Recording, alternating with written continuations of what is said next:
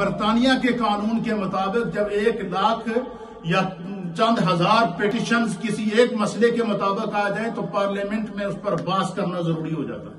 ہوتا ہے یا نہیں ہوتا؟ ہم نے کتنی پیٹیشن یہاں سے سائن کر کے بھیجی ہے کہ اس مسئلے پر بحث ہونی چاہیے. اسی طریقے سے امام علی مقام امام حسین رضی اللہ تعالیٰ عنہ کے لیے 40,000 خطوط آ چکے تھے.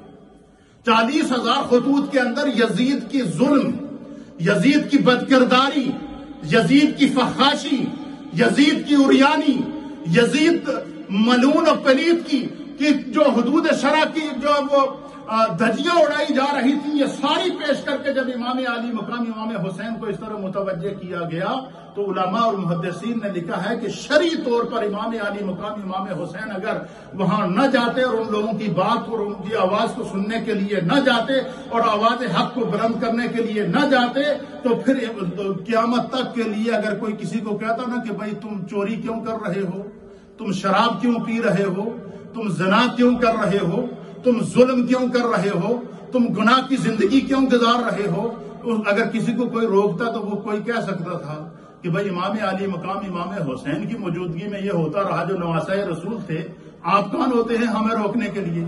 امام علی مقام امام حسین رضی اللہ تعالیٰ عنہ نے اپنی قربانی پیش کی ہے دین کو بچانے کے لیے.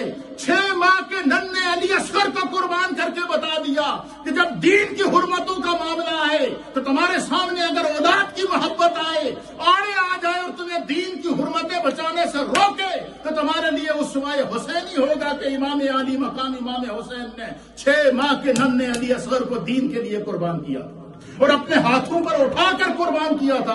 ان کے حلق سے پیوست تیر کو خود اپنے ہاتھوں سے کھینچ کر نکالا تھا اور کائنات کو بتا دیا تھا کہ دین کی حرمتوں کے لیے اگر تمہیں اپنی اولاد کی قربانی دینی پڑے تو تمہارے لیے اسوہ حسینی موجود ہونا چاہیے. اور پھر نوجوان علی اکبر جن کے بارے میں اہل سیر نے لکھا ہے کہ حضرت امام علی اکبر رضی اللہ تعالیٰ عنہ امام علی مقام کے جوان سال بیٹے، فرمایا کہ ان کے چہرے میں چہرہ مصطفیٰ نظر آتا تھا.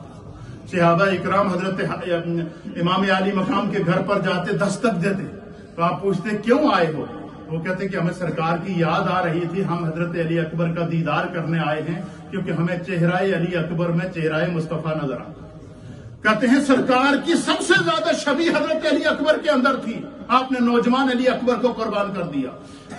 کربلا کے جو 72 افراد شہید ہوئے ہیں ان میں سے 20 لوگ وہ تھے جن کا تعلق خاندان نبوت کے ساتھ تھا، جنہوں نے اپنی قربانی پیش کر کے اپنے نانا کے دین کو بچایا ہے.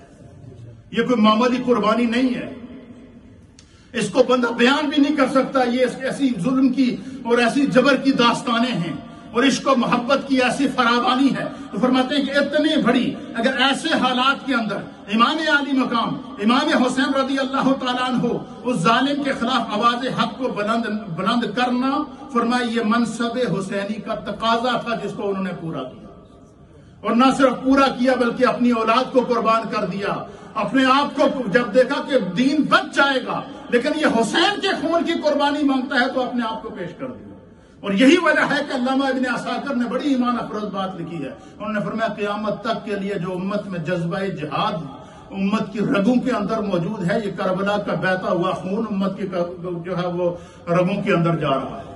فرمایا قیامت تک کے لیے دین کی حفاظت کا جو جذبہ امت کے اندر موجود ہے اور رہے گا، فرمایا کہ یہ امام علی مقام امام حسین رضی اللہ تعالیٰ عنہ کے.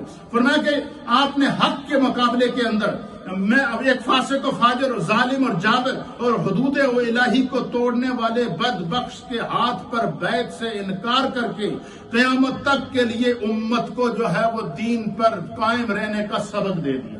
پھر اپنا موقف خود بیان کر دیا. فرمایا کہ حضرت تاریخ طبری کے اندر موجود ہے کہ مقام بیضا کے اوپر جب امام علی مقام امام حسین پہنچے تو آپ نے وہاں پر خطبہ دیا. اور وہ خطبہ کیا تھا؟ وہ امام علی مقام امام حسین کا کیا تھا؟ موقف تھا. آپ فرماتے ہیں حمد و ثنا کے بعد فرمایا کہ یا ایھا الناس، اے لوگو، رسول اللہ صلی اللہ تعالیٰ علیہ وآلہ وسلم نے فرمایا. یہ امام حسین کے خطبے کے الفاظ کا ترجمہ میں کر رہا ہوں. فرمایا کہ اے لوگو، اللہ کے حبیب علیہ السلام نے ارشاد فرمایا کہ جو شخص ایسے بادشاہ کو دیکھے، ایسے حاکم کو دیکھے جو ظالم ہو، جو حرام کو حلال سمجھتا ہو، اور جو حدود الہی کو توڑنے والا ہو، جو اللہ کے عہد کو توڑنے والا ہو، جو سنت رسول کی خلاف ورزی کرنے والا ہو، بندگان خدا پر ظلم اور سرکشی کرنے والا ہو، اور بندگان خدا پر ظلم اور جبر کرنے والا ہو، اور دین کی حدود کو توڑنے والا ہو، یہ سب کچھ جاننے کے باوجود اگر جو لوگ جو صاحب اختیار ہیں وہ اگر اس کے خلاف آواز بلند نہیں کریں گے تو میرے مصطفیٰ نے فرمایا کہ قیامت کے دن خدا ان کو بھی اس ظالم کے ساتھ اٹھائے گا۔ امام عالی مقام نے اپنا موقف دے دیا، اس لیے جبر کے مقابلے میں آپ کھڑے ہوئے، ظلم کے مقابلے میں کھڑے ہوئے، اور قیامت تک امت کو جو ہے وہ جینے کا سلیقہ سکھایا۔ اللہ تعالی ہمیں اس کے اوپر پوری مکمل تفصیلات جاری ہیں، انشاءاللہ اس سے آگے کا جو بیان ہے وہ منڈے کو پیش کیا جائے گا۔ اسی طریقے سے یہ پورا مہینہ سیریل کے طور پر ہم ٹریجڈی آف کربلا کے اوپر، ثانیہ کربلا کے اوپر تفصیلی گفتگو آپ کی خدمت میں پیش کرتے رہیں گے۔ اللہ تعالی ہم سب کا حامی و ناصر ہو۔ وقت کی قلت کے پیش